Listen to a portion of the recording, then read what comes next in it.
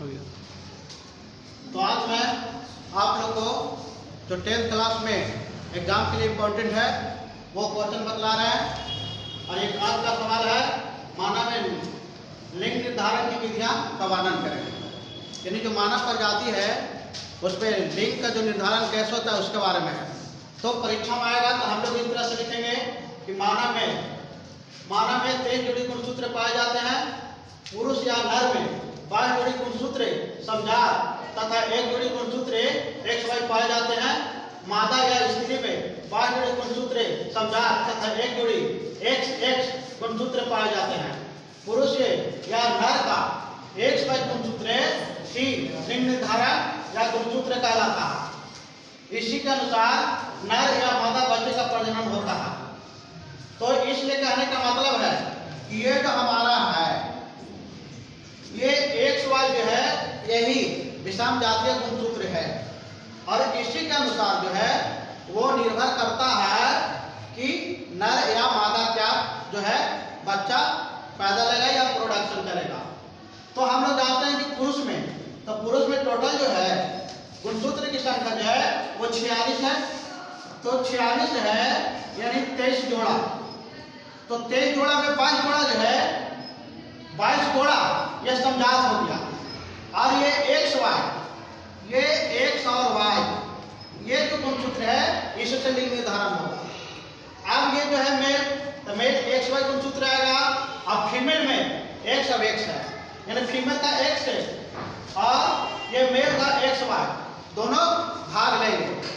तो जब X है तो जब कोई भी मानव है या पुरुष है तब पुरुष के जब स्पर्म X जो है गुणसूत्र इसके अंडाशय से आकर के X गुणसूत्र से जब निषेचन करेगा तो X तो दोनों में तो XX रहेगा। तो ये जब दोनों गुणसूत्र एक जैसे XX हो गया तो इस स्थिति में फीमेल जो है या मादा जो है वो बच्चा प्रोडक्शन करेगा, प्रजनन करेगा। अब कह रहा कि मेल में से तो मेल का स्पर्म में से X गुणसूत्र आया और फीमेल में से ये वाला X आया तो ये भी X ये भी X तो दोनों X हो गया। तो जब इस तरह से निषेचन करेगा तो इसके जो फलस्वरूप जो बच्चा पैदा लेगा वो फीमेल लेगा, कारण कि दोनों का गुणसूत्र XX है। अब यहाँ Y आ गया, Y गुणसूत्र जो है ये इसके साथ प्रोडक्शन करेगा। तो Y गुणसूत्र जो है ये इसके मेल के स्पर्म से निकलेगा और जो लेडीज है वोमेन से X जब निकलेगा तो X और Y तो XY जो बनेगा तो इसके अनुसार जो है ये जो बच्चा पैदा लेगा ये मेल या नर रहेगा। अब EY हो गया और फिर ये वाला X इस वाला X अगर निषेचन करेगा प्रोडक्शन करेगा तो XY जो हो गया ये मेल होगा। तो XY जब भी ये करने के बाद और ये करने के बाद जब ये दोनों गुणसूत्र निषेचन करेंगे तो मेल जो है बच्चा का प्रोडक्शन होगा।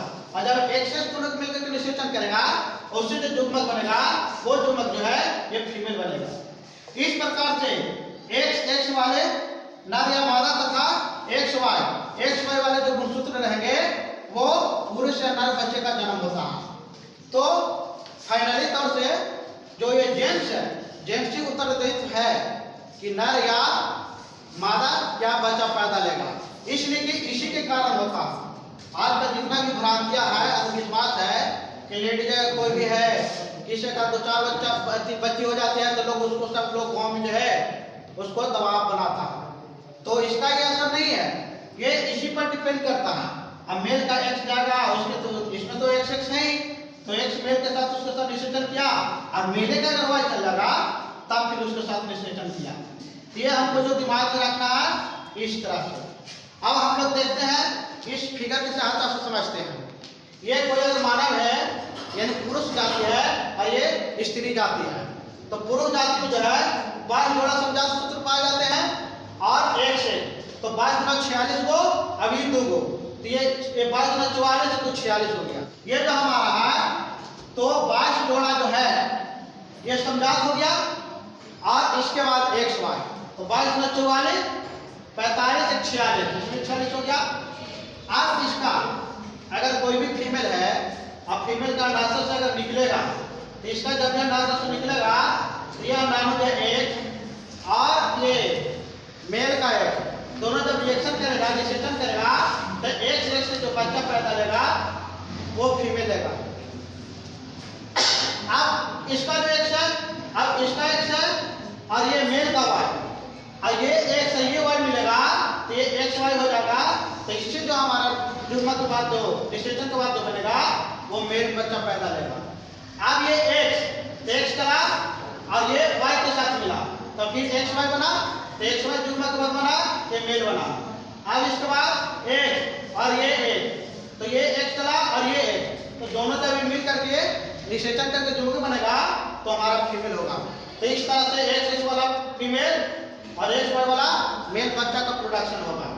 अब आगे हम समझते हैं कि कोई भी इंसान जो है, कोई भी फीमेल है तो बांझ क्यों होती है या वो निसंतान का जो है शिकार क्यों होती है, ये बीमारी क्यों होता है।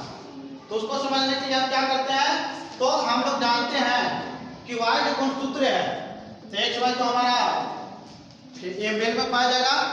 तो वाई गुणसूत्र पर जो है, वाई गुणसूत्र पर जो है एस और वाई ये ट्रांजिशन पाया जाता है। तो ट्रांसक्रिप्शन जो पाया जाएगा, ये ट्रांसक्रिप्शन, तो जब ये क्या करेगा कि जब वाई गुणसूत्र से ट्रांसक्रिप्शन जब करेगा तो ये कर करके जब आएगा तो वो क्या करेगा कि उत्परिवर्तन कर देगा, उत्परिवर्तन। वाई वाला जो है मेल वाला, इसमें ये सब होता है, ये प्रोटीन का बना होता है, प्रोटीन। तो जब ये सब प्रोटीन का बना होता है और ये ट्रांसक्रिप्शन जो होता है ये उत्परिवर्तन करेगा। तो जब उत्परिवर्तन करेगा तो शरीर जो रहेगा, शरीर जो रहेगा मादा का रहेगा, लेकिन शरीर जो रहेगा वो मादा का हो जाएगा, लेकिन उसमें जो है वो अंडाशय जो है वो विकास नहीं करेगा। तो इसलिए जो है तो आजकल जो बांझ का शिकायत या बांझ का शिकायत या निसंतान की शिकायत है इसके कारण होता है। पुनः एक बार आप ध्यान देते हैं कि अगर कोई भी निसंतान या बांझ है तो इसका मतलब ये हुआ कि जो वाई गुणसूत्र है, वाई गुणसूत्र में जो एस और वाई होता है तो ये ट्रांसक्रिप्शन करता है, और जब उत्परिवर्तन होता है तो ये तो हमारा कुछ विकार हो गया, समस्या बीमारी है। कि इस बीमारी के कारण क्या होता है कि शरीर तो मादा वाला डेवलप हो जाता है लेकिन उसमें अंडाशय नहीं विकसित होता है। इसीलिए जो है बांझ औरत या कोई भी जो है बांझ औरत वो बच्चे को प्रोडक्शन नहीं कर सकती है, इसलिए अंडाशय नहीं होता। अब नरजन तंत्र क्यों विकास होता है, तो इसको हम समझने के लिए थोड़ा इसमें हम आते हैं।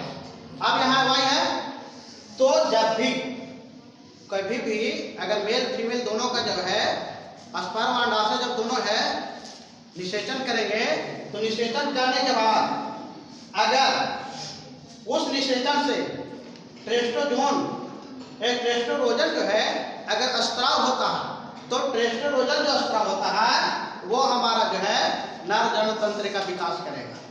तो अगर कहीं भी है एक्स वाई मिला, एक्स वाई मिल गया तो वाई क्या करेगा, वो टेस्टोस्टेरोन जो है ये इसका स्त्राव करेगा, और जब टेस्टोस्टेरोन स्त्राव करेगा तो जनन तंत्र का निर्माण होगा और वो जो बच्चा होगा वो मेल पैदा लेगा। अब मादा जनन तंत्र क्या होगा, तो जब एक्स दोनों जो है निषेचन करेगा, मेल वाला एक्स और फीमेल वाला भी एक तो करेगा, तो उसमें तो क्या है ये एस्ट्रोजन जो निकलेगा, तो ये एस्ट्रोजन जो है निकलेगा, स्त्राव होगा, तो निकलने के बाद अंडाशय का विकसित करेगा, और जब अंडाशय का विकसित करेगा तो उस तरह जो है मादा जनन तंत्र हो गया। तो इस तरह से मेल निर्धारण समझ गए। ये भी समझ कि बाल औरत क्यों होती है, तो वाई पर से एस वाई ट्रांसक्रिप्शन होता है, उस परिवर्तन के कारण वो जो है वो अच्छा से शरीर जो है लेडी का बना देता है, स्त्री का बना देता है, लेकिन अंडाशय नहीं विकसित होता, इसलिए बांझ होती है। नर जनन तंत्र कैसे उत्पन्न होगा, तो एक्स वाई जब भी युग्मक बनेगा तो एस्ट्रोजन जब स्त्राव होगा तो नर जनन तंत्र हो जाएगा। अगर एक्स एक्स दोनों है निषेचन होता है तो एस्ट्रोजन स्त्राव होता है तो मादा जनन तंत्र बन जाएगा। और एक सवाल जो है जो हम लोग ये वर्ड सुनते हैं हिजड़ेगा, इसमें क्या होता है कि जब एक्स वाई दोनों जब है युग्मक बनेगा तो कभी कभी ऐसा अपवाद होता है कि एक्स वाई बन गया, लेकिन ये जो टेस्टोस्टेरोन है ये बहुत अल्प मात्रा में स्त्राव हुआ, यानी इतना कम हुआ कि पूरा जो है नर जनन तंत्र नहीं बन सका। तो जब कम स्त्राव होगा नर जनन तंत्र नहीं बन सका तो उससे जो है उसको बच्चा को प्रोडक्शन करने की क्षमता इसमें नहीं रहेगा। और एस्ट्रोजन भी हुआ, यानी एस्ट्रोजन और प्रोस्ट्रोजन एकदम कम मात्रा में पैदा हुआ या स्राव हुआ, तो उससे पूरा जो है जनन तंत्र विकसित नहीं होता है, जिसके कारण ये जो समस्या है इंडिया का जन्म होता है। शरीर रहेगा लेकिन ये दोनों पार्ट को कम स्राव होने के कारण ये दोनों तंत्र अच्छे से नहीं बनते हैं, इसलिए जो है इस कम्युनिटी का जो है विकास ये जन्म होता है। तो ये बहुत अपवाद है, ये हमारे समाज के लिए थोड़ा समस्या का बात है, तो इसीलिए ये सब कारण है। इस तरह से पूरा समझ में आ गया होगा और ठीक है, थैंक यू।